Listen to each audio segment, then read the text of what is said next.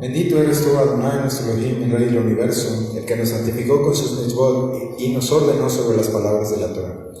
Y sean las enteras, por favor, Adonai, nuestro Elohim, las palabras de tu Torah en nuestra boca y en las bocas de tu pueblo, la casa de Israel.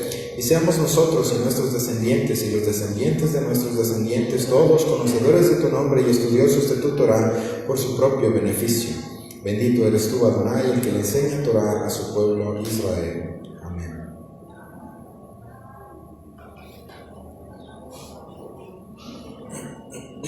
Adonai Emagenu, Baruch et Adonai HaMevorach, Baruch Adonai HaMevorach Leolam Vareh.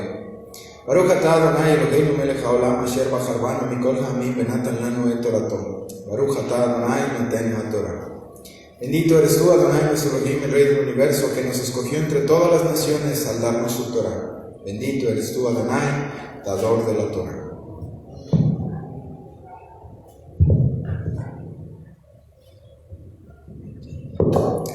Capítulo 25, versículo 19, en la parashá Toldot o Toledot.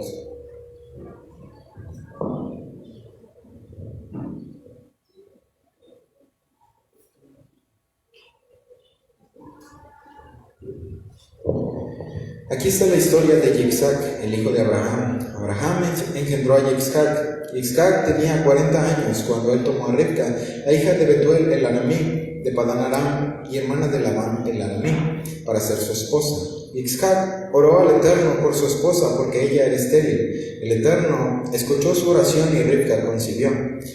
Los hijos peleaban el uno con el otro dentro de ella, tanto que ella dijo: si va a ser así conmigo para seguir viviendo, ¿para qué seguir viviendo? Así que ella fue a consultar al Eterno. ¿Quién le respondió? Hay dos naciones en vientre. Desde el nacimiento ellos serán dos pueblos rivales. Uno de estos pueblos será más fuerte que el otro y el mayor servirá al menor. Cuando el tiempo de dar a luz vino, había gemelos en su vientre. El primero en salir era rojizo y cubierto por todos lados de pelo como una piel, y lo nombraron Esab, completamente formado, esto es, teniendo pelo. Entonces su hermano emergió con su mano agarrando el talón de Esab, así que él fue nombrado Jacob. Él agarra el talón, o él suplanta. Yitzhak tenía 60 años de edad cuando ellos nacieron. Los hijos crecieron y Esab se hizo un cazador habilidoso, hombre de monte, mientras Jacob era un hombre quieto que se quedaba en las tiendas. Yitzhak favorecía a Esab porque él tenía gusto por el venado. Ribca favorecía a Jacob. Un día, cuando Jacob había cocinado un guiso, Esab vino del campo, abierto, exhausto, y dijo a Jacob: por favor, déjame engullir algo de esa cosa roja. Estoy exhausto. Por esto él fue llamado Edom, rojo. Jacob respondió: primero véndeme este día tus derechos de primogenitura. Mira, estoy por morir, dijo Esab. ¿Qué uso tendrán para mí mis derechos de primogenitura? Jacob dijo: primero júrame. Así que él le juró. Así vendió los derechos de primogenitura a Jacob. Entonces Jacob le dio pan y guisado de lentejas. Él comió y bebió, se levantó y siguió su camino. Así demostró Esab que poco valoraba su primogenitura. Baruch atah Adonai Eloheinu melech haolam asher natan lanu Torah emet v'chayei olam nata betocheinu. Baruch atah Adonai noten haTorah. Bendito eres tú, Adonai, nuestro Elohim, Rey del Universo, al que nos dio una Torah de verdad y la vida eterna plantó entre nosotros. Bendito eres tú, Adonai, dador de la Torah. Puede tomar su lugar.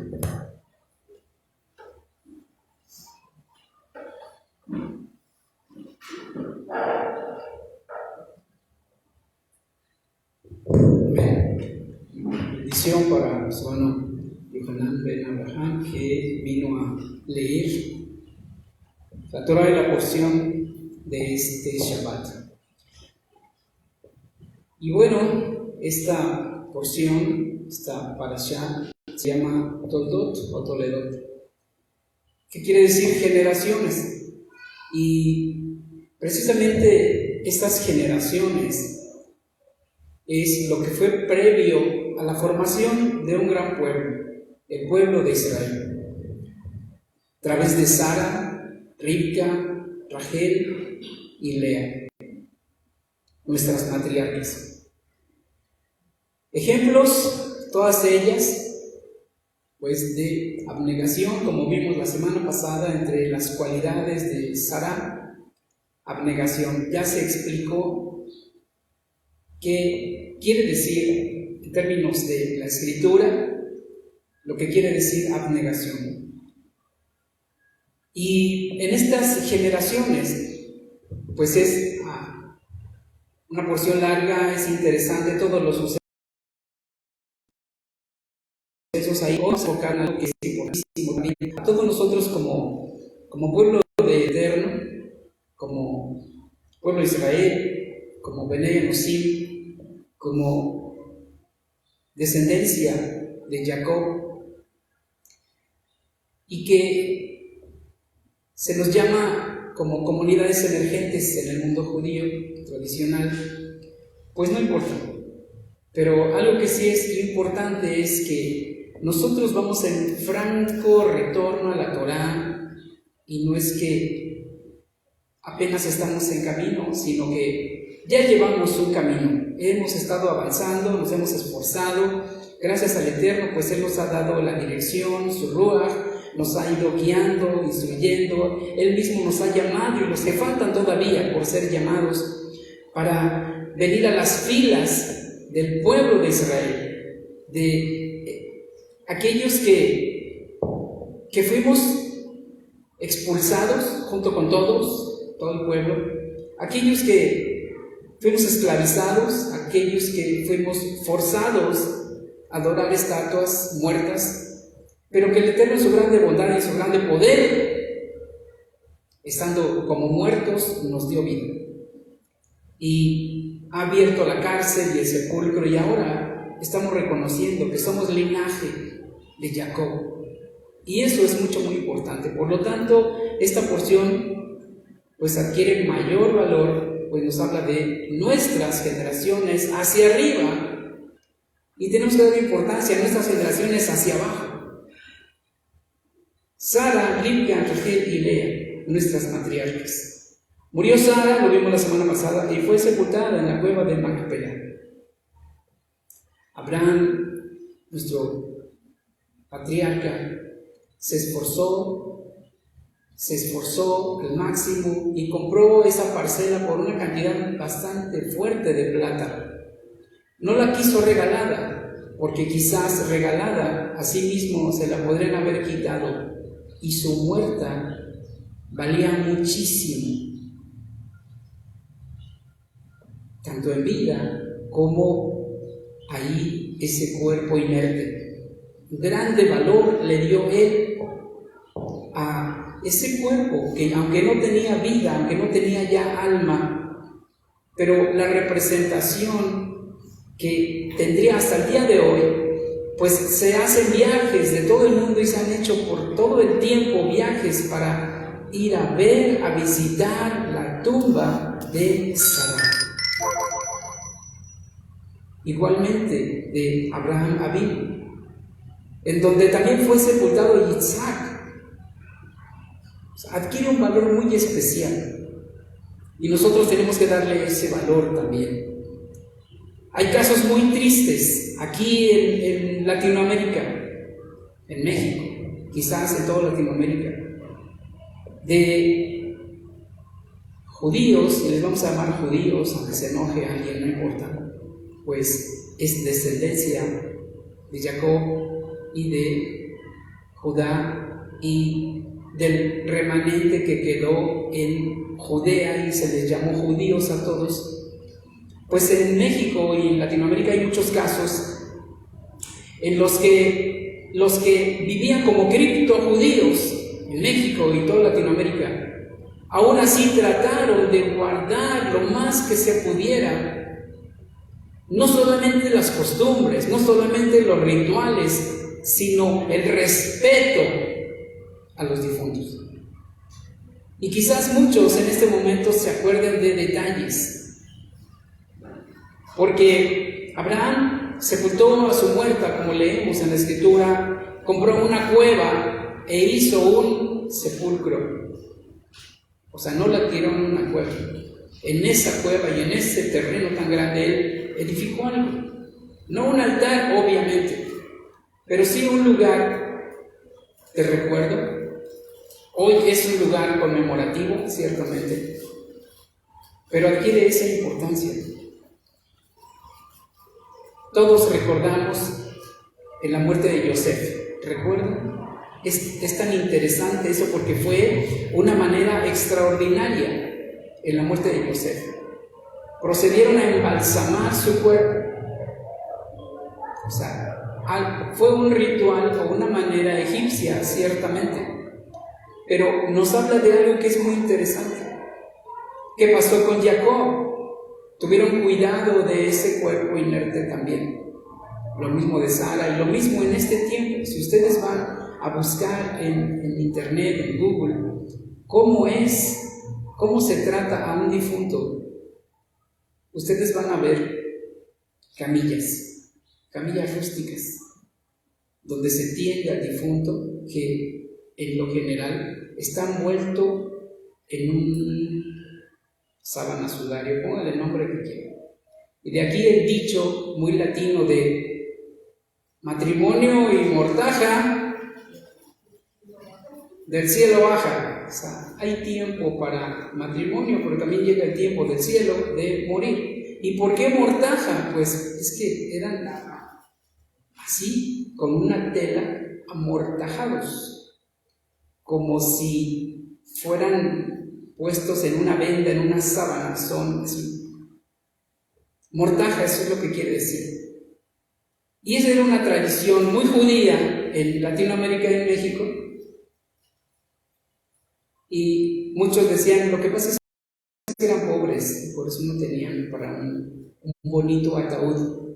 No, es una costumbre muy judía, en que en una caja muy básica, un cajón, como le llaman en el féretro, muy básico, muy rústico, también era puesto con dos sillas, una silla mirando hacia acá el asiento y la otra silla mirando el asiento hacia acá, y ahí se colocaba el ataúd rústico. Es una manera muy judía, muy judío sefardí. No es que no tenían para más. El que había una vela ahí en el frente, por la cabeza del difunto, pues que no alcanzaba para más, para los 4 cirios. No, es una manera judía. Entonces necesitamos ir pensando en lo que nadie quiere pensar. Digo conmigo, 1, 2, 3, el día de mi muerte. Tenga miedo. Matrimonio y mortaja, el cielo baja, será cuando Él quiera. Necesitamos entonces estar muy atentos de esto, para que no se haga con nosotros como se hace con las naciones, con los gentiles, que no tienen conocimiento del Eterno. Aquí encontramos entonces Génesis 49, 29, cuando murió Ribka. Génesis 27, 46 es otro pasaje interesante, ¿sí? Sepultada en la cueva de Macpela. Luego encontramos a Lea, encontramos a Rachel, pero aquí hay algo interesante con Rachel. Ella murió de camino mientras venía con sus dolores de parto, ¿lo recuerdan? Les voy a dar la cita, no voy a estar leyendo citas, sino va a quedar ahí grabado, y necesitamos todo este día de Shabbat, pues dedicarnos a eso, ¿no? Si yo les doy todo, pues después ya a veces como que cambiamos el tema en el Shabbat. Génesis 35, Bereshit 35, 16 al 20, murió Rachel. Y Rachel quedó de camino, pero algo que es muy especial es que no quedó en cualquier camino. Si ustedes lo recuerdan, Rachel murió en un lugar que A los años y muchos años después, ese lugar hoy se llama Belén, Betlehem. Qué interesante. Qué interesante. Porque ¿quién era la esposa amada de Jacob?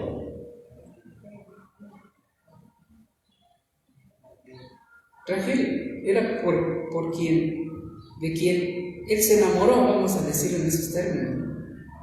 Y aunque le dieron a su hermano mayor, él realmente su corazón lo había puesto por Rachel. Y estuvo dispuesto a trabajar 7 años más por Rachel.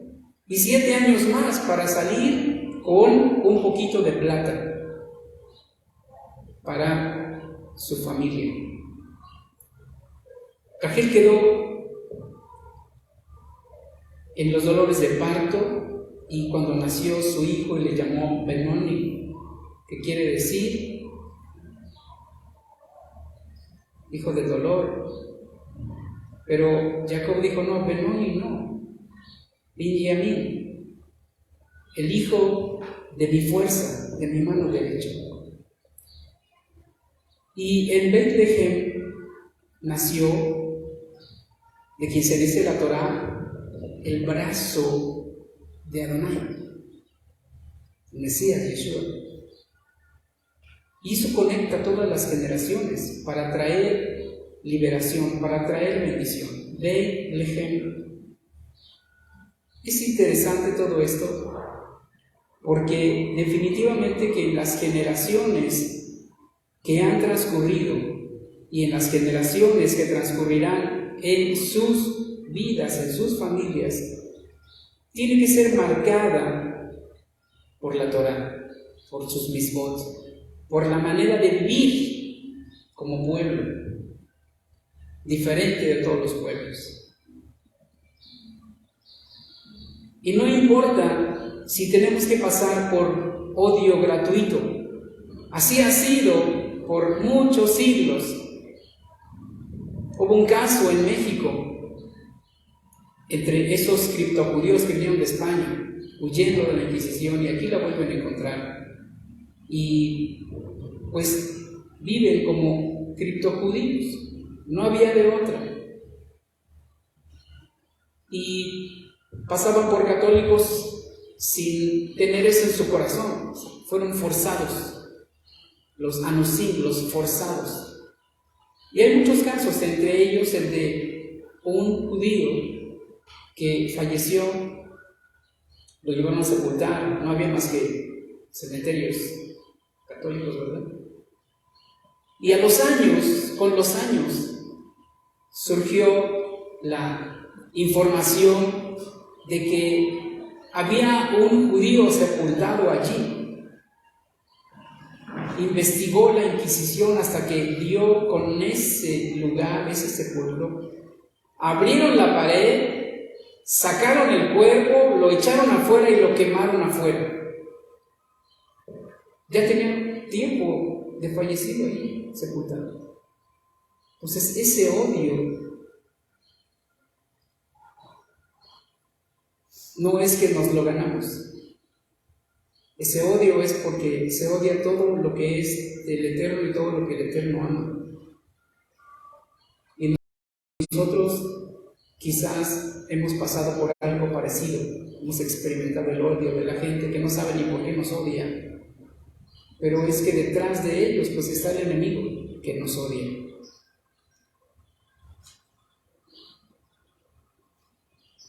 Hubo muchos casos muy fuertes. El caso de otro hombre, una familia judía, murió la mujer, la sepultaron y el hombre se quedó con sus hijos. Son historias que de repente no nos entran muy bien en nuestra cabeza.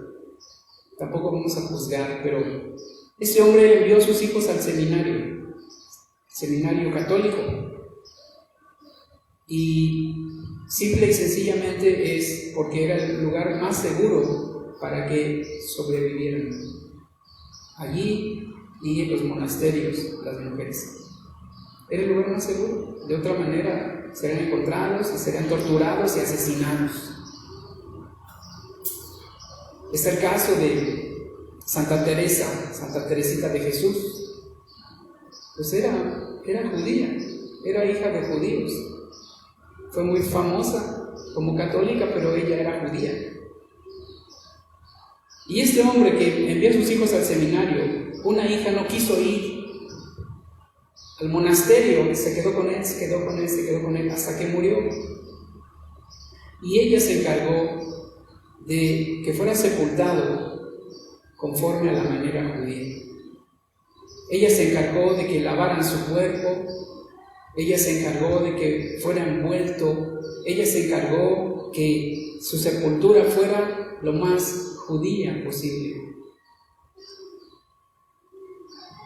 para no ofender al Eterno, para no ir en contra de la Torah, aunque vivían como criptojudíos.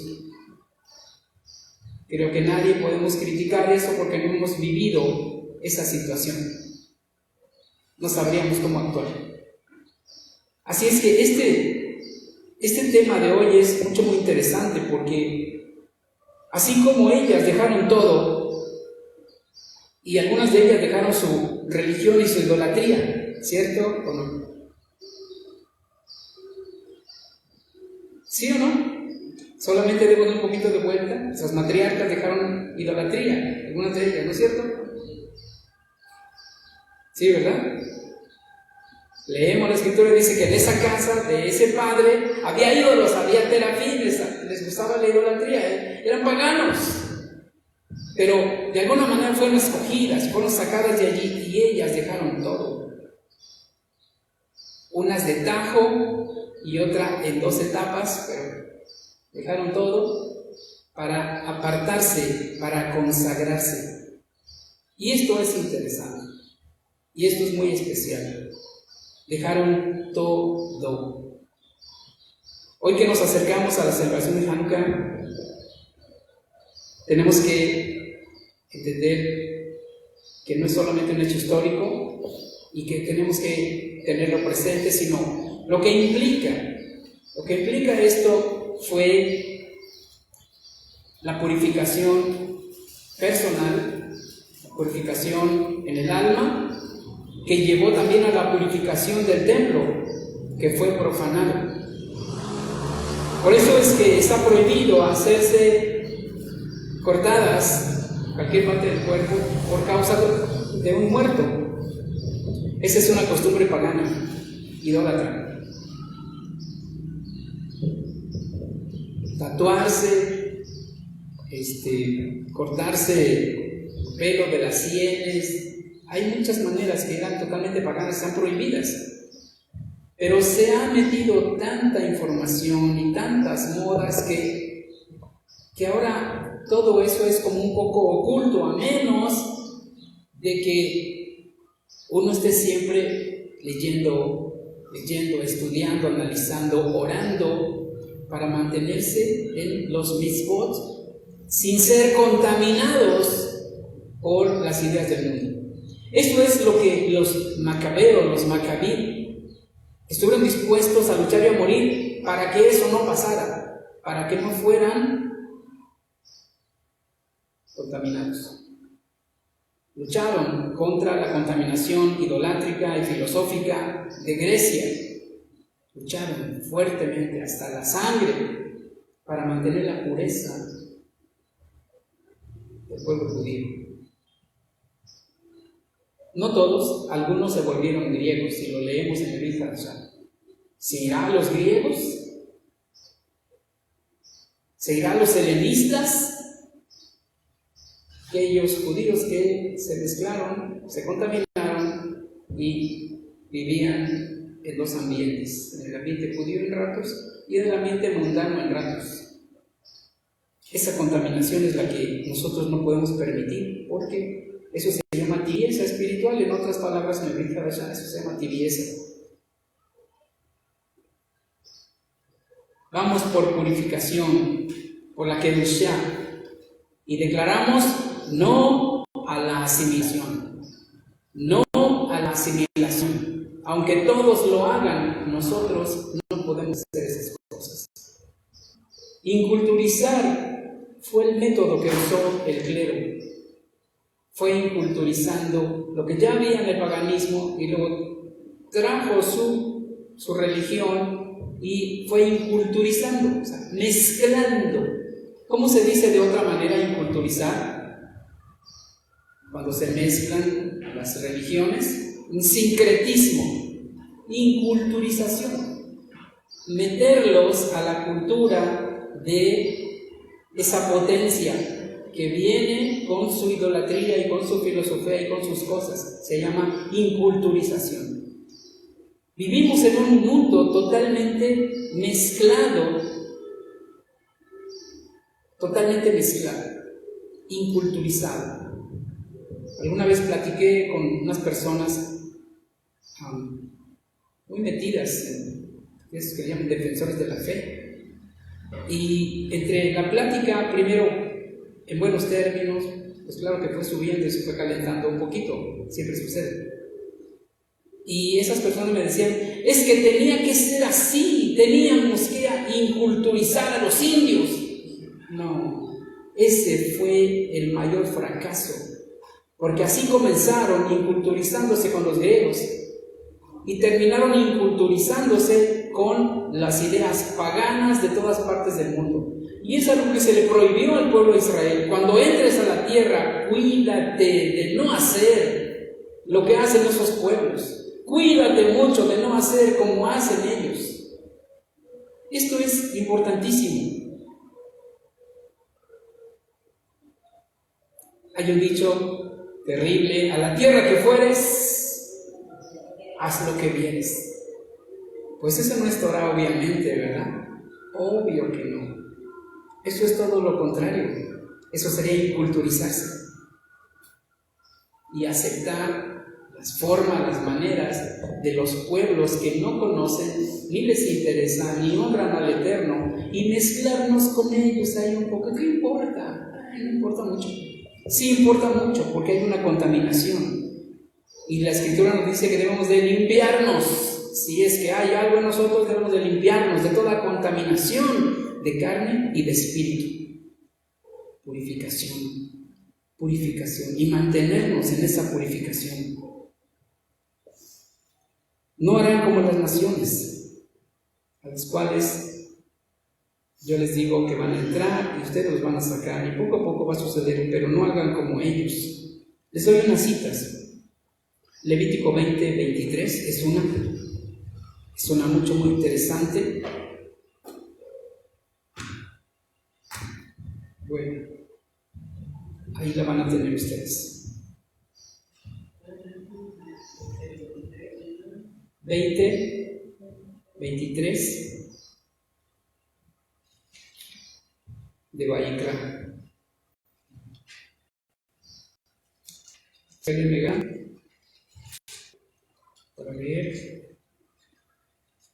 No digan por las conquistas de otras naciones que yo estoy echando delante de ustedes, porque ellos hicieron todas estas cosas, las cuales da causa por las que yo les deseo. Gracias. Por esta causa, o sea, qué fuerte está eso, ¿no? Y por esta causa, nuestro Dios, nuestro Rey, nuestro Elohim, es un Elohim de justicia exacta, justo. Da el castigo justo y da el premio justo. Él es justo. Hay una cita más que se encuentra en Devarim 7:2. Esta es muy interesante también. Devarim 7:2.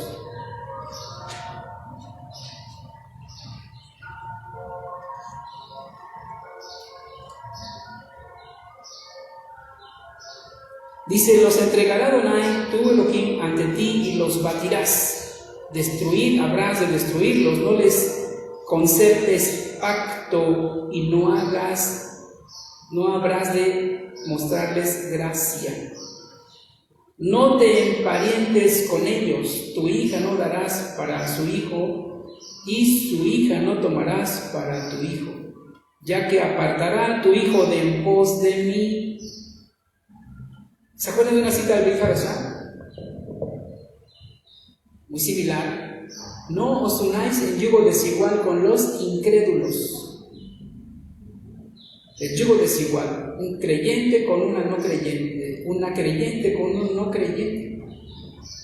Alguien que está soltero, que se mantiene en el Eterno y que decide casarse con alguien que no es del pueblo, pues el Eterno dice, no sea que lo arrastre y lo lleve para que adore sus ídolos. Por eso dice, conviértanse ellos a ti y no tú a ellos.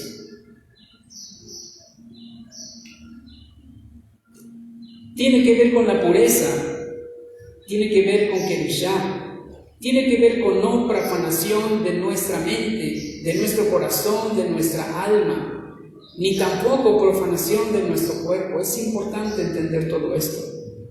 Devarim 18, 9 al 14, también es una cita interesante.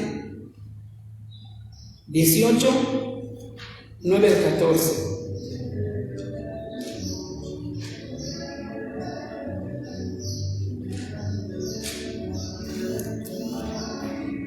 Vamos a esa cita. 18, 9 al 14. Dice, pues tú vas a venir a la tierra que Adonai tu Elohim te concederá a ti. No aprendas a hacer como las abominaciones de las gentes aquellas. No habrá de hallarse en ti el que hace pasar a su hijo o su hija en el fuego, ni el que practica adivinación, ni el agorero, ni el mago, ni el hechicero, ni el demonólatra, ni el que consulta a los muertos con sortílego, ni el que inquiere a los muertos, ya que abominaciones de Adonai es todo el que practica esto, y por causa de estas abominaciones Adonai tu Elohim los expulsa a ellos delante de ti. Íntegro habrás de ser con Adonai tu Elohim. Pues las gentes estas a las que tú vas a heredar, a los agoreros y a los magos escuchan, pero tú no así, a ti no se te ha permitido, no te lo ha permitido Adonai tu Elohim. Purificación, santidad, Kedushá, va más allá de las cosas básicas que hemos leído, quizás aprendido. Todo esto es más profundo. Kedushá tenemos que verlo al punto de lo que pasó con el pueblo de Israel en tiempo de los Macabim. A ese grado tiene que ser nuestra defensa, nuestra lucha, nuestro esfuerzo para no permitir que entre contaminación a nuestra mente, a nuestra alma, a nuestra vida, a nuestra casa, a nuestra comunidad, a nuestro pueblo, al punto de las armas. ¿Me explico? O sea, con toda la fuerza tenemos que rechazar todo tipo de contaminación. Y no tiene que ver con ser como muy religioso, ¿no? Como en algún tiempo no permitíamos que nadie trajera de la familia que se le ocurriera fumar, porque decíamos, aquí no tenemos ceniceros, aquí no se permite fumar. Pero dejábamos pasar el camello, a veces, ¿no es cierto? Tragábamos el camello y colábamos los mosquitos. Esto es más profundo. Kedushá, santidad, es otra cosa. No es religiosidad, para nada. Es pureza, pureza de alma, de mente, de espíritu. Podemos convivir con personas que practican cosas que no están bien. Y no por eso vamos a permitir ser contaminados. Y no quiere decir que por eso nos podemos resbalar, sino que tiene que haber una convicción bien fuerte en nosotros para vivir la Torah. El Eterno nos ha dado su Ruach HaKodesh, su espíritu de santidad que nos alerta. Esto no, cuidado aquí, cuidado allí, apártate, despídete y vete, aléjate. Hemos sido provistos por el Ruach de santidad. Por lo tanto, debemos ser sensibles a su voz. Leer, meditar, recordar, memorizar, pero sobre todo, ser sensibles a la voz del Ruach. Él nos estará diciendo, cuidado, Él nos alertará. Él también podrá reprendernos y decir, ya deja eso, ya suelta eso, apártate de esto. Y tenemos que aprender a ser, primero, gente que oye y luego gente que obedece. Kedushá, santidad, pureza. Son los últimos tiempos y cada vez está más contaminado el ambiente. Cada vez está más contaminado todo. Llegará el momento que ya no podamos comer pescado, porque ya son más espinas y escamas que carne. Pues tendremos que cambiar. No sé si queda claro esto. Ciertas cosas que ya es como muy complicado hacer o convivir, o tenemos que acabar de hacer a un lado. Porque tampoco nos vamos a meter en esos asuntos de que sea pesado para nosotros vivir la vida de santidad. Y tenemos que aprender y decidir dejar ciertos lugares, personas, actividades, porque ya es como muy complicado mantener mi mente limpia si pasan tantas cosas a mi alrededor. En todo lo que sea posible, tenemos que vivir en Shalom, pero también en Kedushá. Y no es una por la otra, van juntas. Estos tiempos en los que nuestras generaciones hacia atrás nos recuerdan cómo debemos de proceder cada día de nuestra vida, incluso el día de nuestra muerte. Nosotros como pueblo tenemos que ser fuertes y llegar al punto de no permitir, de hacer todo lo que sea necesario para que no se nos practique una autopsia, porque es profanación de nuestro cuerpo. Abrirlo, batirlo, sacarte la sangre, todo eso que hacen allí, no sé cómo lo hacen adentro, me han platicado cosas, gente que ha trabajado adentro, es una profanación del cuerpo de un difunto, la verdad. Cosas incluso horribles, no las puedo decir, que ha sucedido ahí adentro.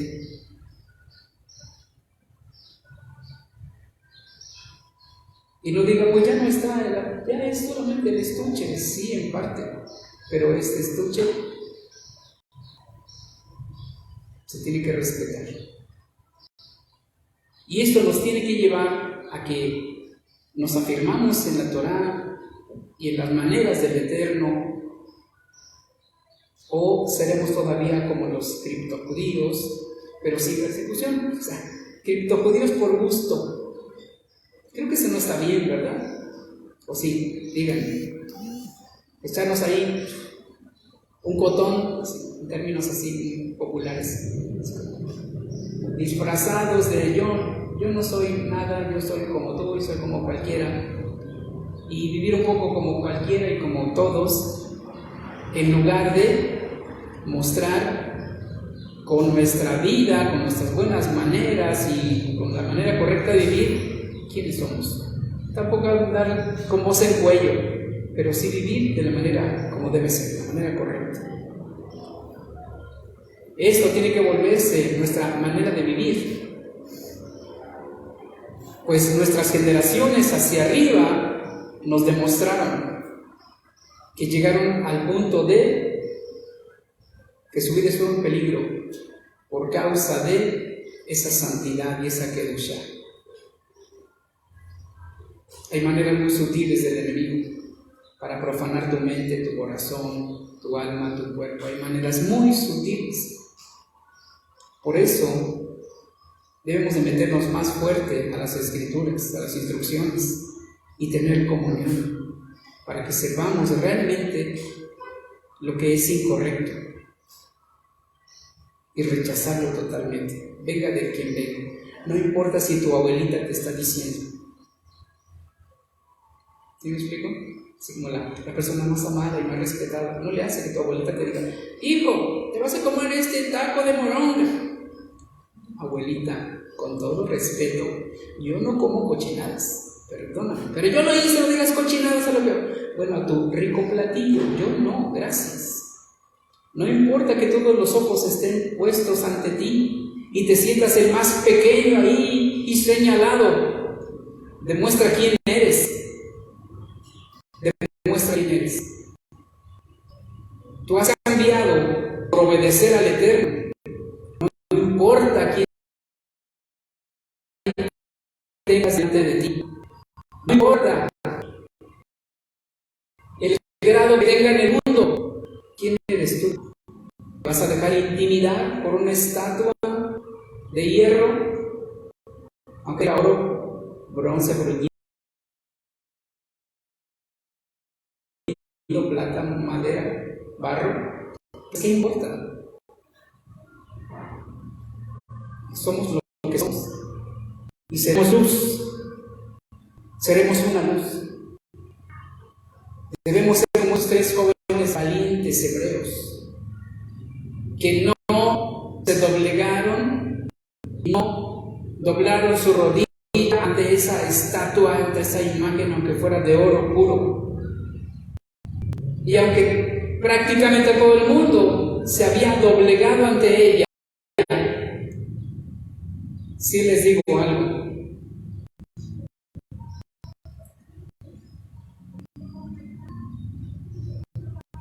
Sí les digo algo. Muchos con un ojo están mirando a ver qué hacen esos 3.